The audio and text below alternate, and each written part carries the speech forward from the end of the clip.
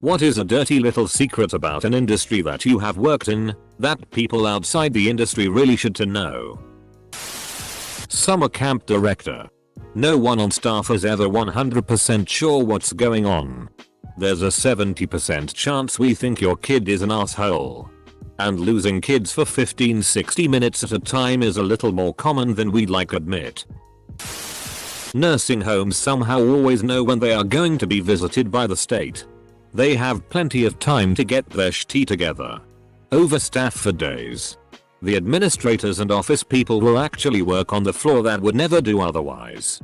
Things are great until the moment the state reps leave, then you're back to being understaffed and overworked. It's a common complaint, but people are absolutely not getting the care they need. I don't know if it's a dirty secret as much as common sense when you think about it. But having worked in a warehouse that stores beer cans, I'd say that you should wash the top of any can you drink from, as it may have been sat on, climbed on, touched by filthy hands and had mice run across it. And if nothing else, was probably covered in layers of dust. When you rent a vehicle to go one way, you'll most likely be getting a car that's either high mileage, has a weird smell stain, or possible mechanical issue. The branch is to pay to fix the car, so it's usually easier to pass the buck. Make sure you do a thorough inspection before leaving the lot. Your favorite websites and services are held together with bubblegum and baling twine behind the scenes. Security and best practices cost time and money, but don't have direct return on investment or impact on client satisfaction. So why bother? This includes your bank, the government, and anyone else you think would know better. I worked for several years in book publishing. Being a published fiction author almost always isn't a real job. A good number of books to sell for an author would be 3,000 in a year. Only a 1% of fiction authors hit this. Non-fiction is higher. Close bracket. But royalties on a $16 trade paperback or a $4 ebook come out to about $1 per book for the author. 50% royalty for ebook. $2 for Amazon. $1 for publisher. $1 for author. And 10% royalty for trade paper, $8 for bookstore. $7 for publisher. $1 for author. Note publisher has distribution and other costs that come out of that $7. Close bracket. So selling 3,000 books, which puts you in the top 1% of fiction sales, nets you a whopping $3,000 a year. A lot of times, when you request modifications to your food in a restaurant, the cooks are often making fun of you or becoming irrationally angry. Once had a job as an inbound telemarketer. I was one of the folks who answered when you called up the 800 number on the infomercial. When you call up one of those numbers, you're not talking to somebody directly at the company. Instead, it's a third-party company that takes calls for that product, plus a bunch of other products from a bunch of other unrelated companies. When they say that the first 10 callers will get this extra bonus, well, they have no way to track that. Whatever bonus that's being advertised, that's going to anybody who calls. Regardless, the first 10 callers thing is a psychological trick to insert some false urgency. The funny thing about that last line is I remember that trick being used a lot in commercials when I was a kid. Except it was call in the next 20 minutes and get a free X2. Even back then I realized those commercials came on more frequently than every 20 minutes, so it made no sense. Computer security is often about ticking boxes and passing audits, not about actually being secure. Things like PCI DSS can be implemented in any way you like, so long as it meets the bare minimum and satisfies the auditor. You're good. Currently working for an international non-profit humanitarian organization. Leadership in this org unknowingly exploiting a family of immigrants in the US for financial gain. Small family is helpless in this situation, and leadership is aware that they are about to put this family in a financially devastating situation. Sequence of events on a technical support call. 1. I need to research this for you one moment please equals I'm furiously googling or searching our knowledge base for the answer. 2. It'll be a little while longer equals that didn't work. Now I'm wandering around asking coworkers. 3. I'll need to delve a bit deeper. May I have a callback number?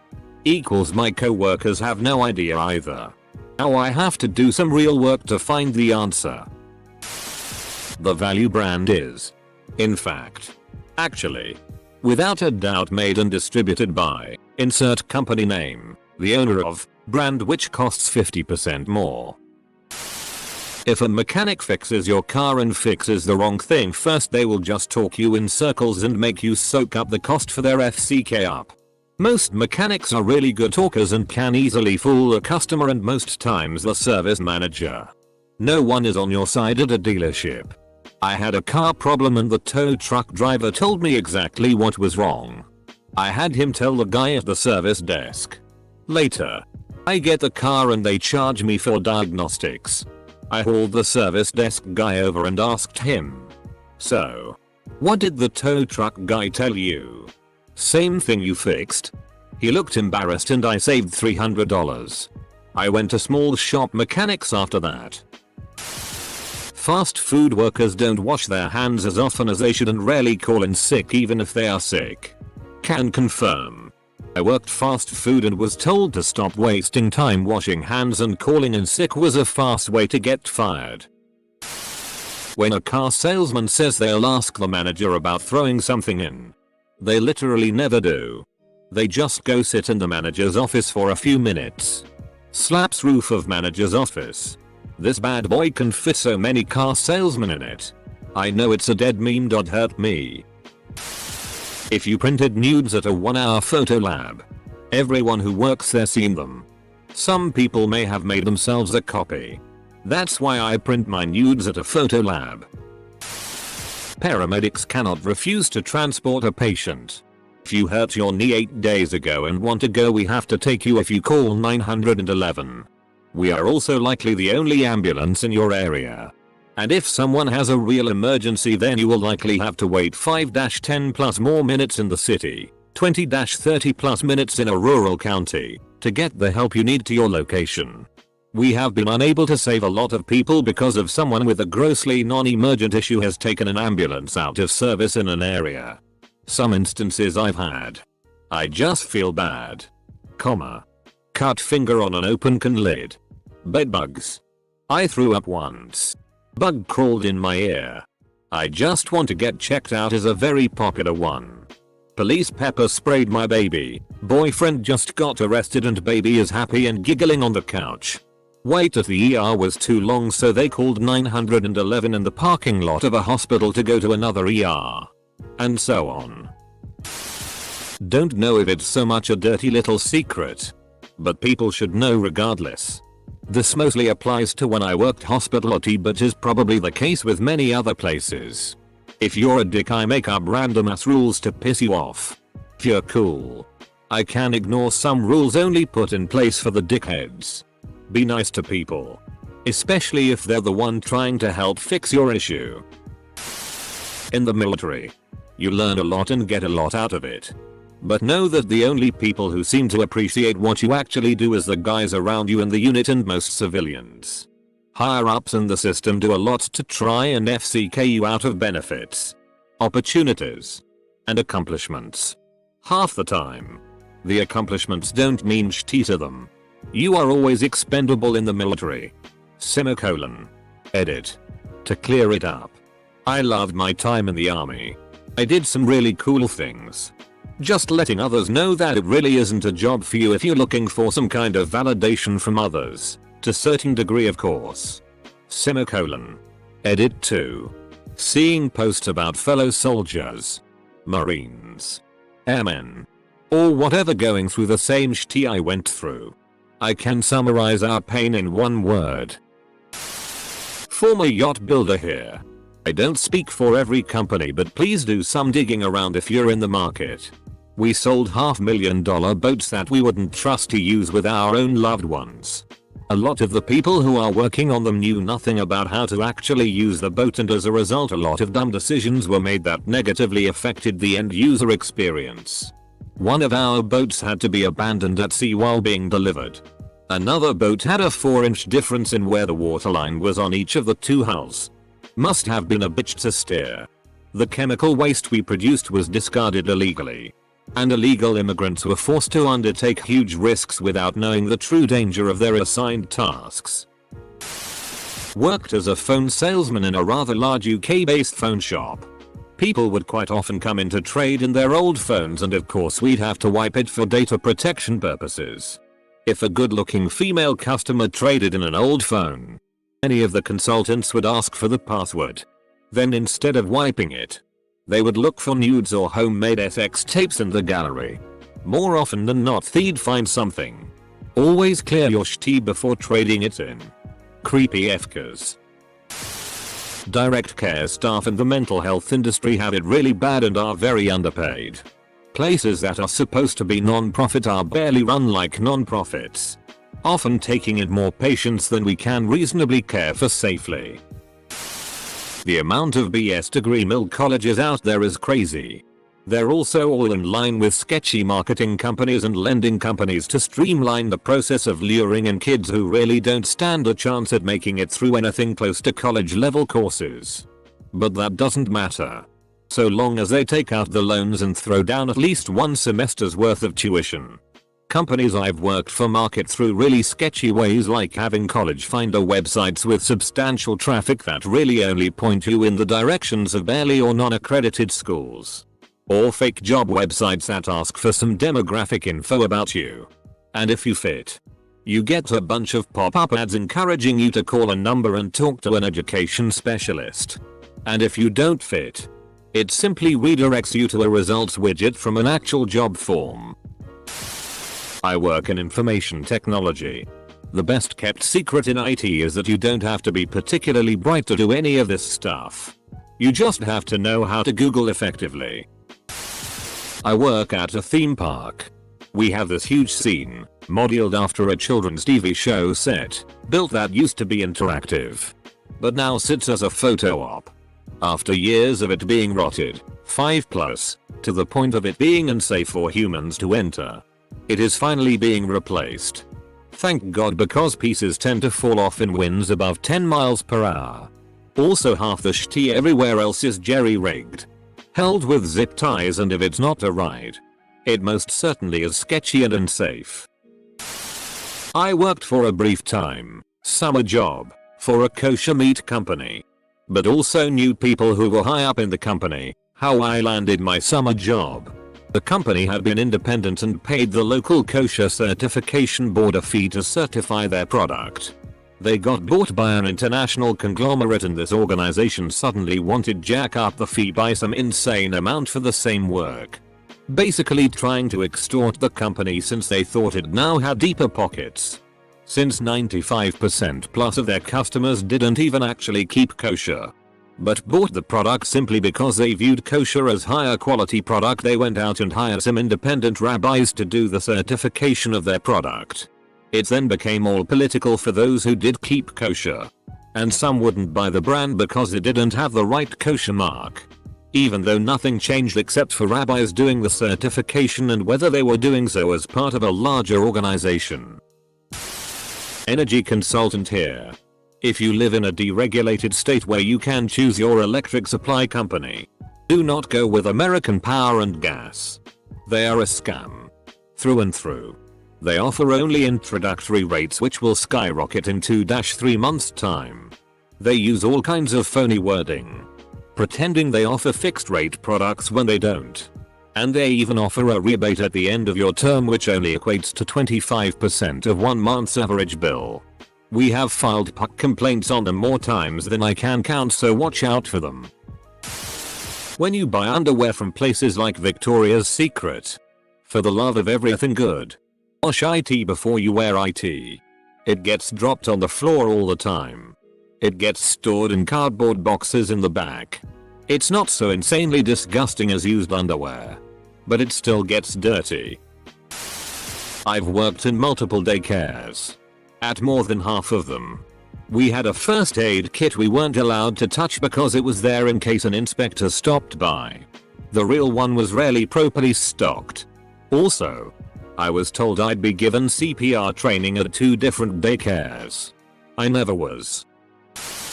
I don't know how secret this is, or if it's a common thing or just my particular workplace. But casinos on reservations don't have to pay their employees minimum wage since they are on self-governed reservations. I do end up making good money with tips, so I feel a bit bad complaining about it. But I think if everyone knew about it there would be less people stiffing their cocktail waitress. Paint and primer in one doesn't really exist. It's a marketing term that was devised in order to gain a competitive edge over competition paint. It basically means that the paint covers well. There are still multiple situations where you will need to use a separate primer, even with a paint and primer in one. Movers. We don't wash the pads between every move. So here's hoping the last person's items didn't have anything nasty or alive on it. Healthcare support admin. We burn through so much of your money and waste it on whatever we can. Walmart doesn't really care about the customer. If they did, I wouldn't have gotten in trouble for taking too much time helping customers find what they need. I've been talked to several times for going above and beyond because it sets to high expectations for the customer when they or others come back expecting that level of service from everybody. I'd never been so demoralized in my life. I was doing extra work and helping people more and feeling good about it, and I get shitty on instead of encouraging my example to other employees. This is how you lose good employees. This was a long time ago. But chocolate manufacture. Chocolate is made by mixing cocoa, sugar and fat. The first 2 ingredients arrive as dry ingredients, but the fat arrives in fat tankers. The fat in the fat tankers is warmed to ensure it remains liquid in transit. One of my jobs was to take a sample of the fat from arriving tankers and see if there were any bits floating around in it. This involved going outside, pouring warm fat into a clear plastic bag straight out of a tanker, and looking at it in the sunlight. If all was okay, then the tanker was hooked up to an inlet into the factory. The ground under the inlet was caked with thick off-white slabs of solidified fat, which nobody ever seemed to clear up. On top of that, I spent time in the lab testing batches of chocolate for various unpleasant microorganisms, including salmonella. I eat a lot less chocolate now. With this new knowledge acquired, I plan to eat the exact same amount of chocolate as before. I worked in power transmission, specifically in testing for the presence of polychlorinated biphenyls in transmission equipment. In the 70s, PCBs were found to essentially be liquid cancer and were banned from use. GE made their PCBs on the Hudson River, and it is documented that PCBs were in their waste stream for nearly 40 years. They have never been made to clean up because it would have been impossibly expensive. PCBs are incredibly stable and heavy, so it is likely that a majority of the waste exhausted is still present in the silt layers on the bed of the Hudson River. So long story short, if you are ever in the lower Hudson River, make sure not to dig your toes into the sand too much. Professional archaeologists need to unionize. I don't care how you feel about unions, but when you're 60 years old with a very specialized physical and intellectual career with no rights and still making 13 per hour with the other little shts who can't dig a hole yet or identify basic artifacts, yeah, I feel sorry for the lifers because many are so great at their jobs, but they will often always be living paycheck to paycheck with no benefits and needing to retire BC of the physical aspect of the job. Archaeology can be grueling work, and the backbone of the job are those who dig. They deserve more respect than they get. Source: archaeologist for 10 years. Been in all aspects of the professional and academic field. Seen some fked up shit. Also, I'm a chick, if that matters.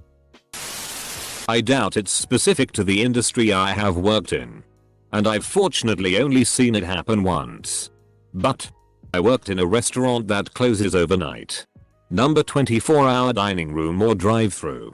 So when I showed up at 9 in the morning and the walk-in fridge was weirdly comfortable, about the same temperature as the rest of the store, I learned how this is handled. A call is made to have the fridge fixed serviced. Despite not having any idea how long the fridge was down, and knowing the food within is warm, so milk, cheese, lettuce, everything, it is all sold as normal. None is replaced or thrown out. Now, that might be okay if we could prove that the food was at room temp for an acceptable amount of time. However, there was no way to get that information. Might have been sitting there warming up for nearly 12 hours for all we knew. Nobody got sick from it or fake. So I'm not overly concerned. But still. In any industry, industry leader means we've been busted less than the other guys. Most full-service sex workers don't take a week off for their period. They use a makeup sponge as a tampon and might use colored condoms to hide any red. Postal worker, sometimes we read your postcards. We're actually pretty wholesome. A lot of quotes and stories written by experts are put together by PR flacks. Nobody prepares food the way you see it on TV. I worked in kitchens for 8 years.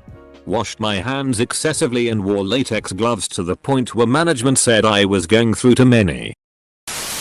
Your brand new house has issues.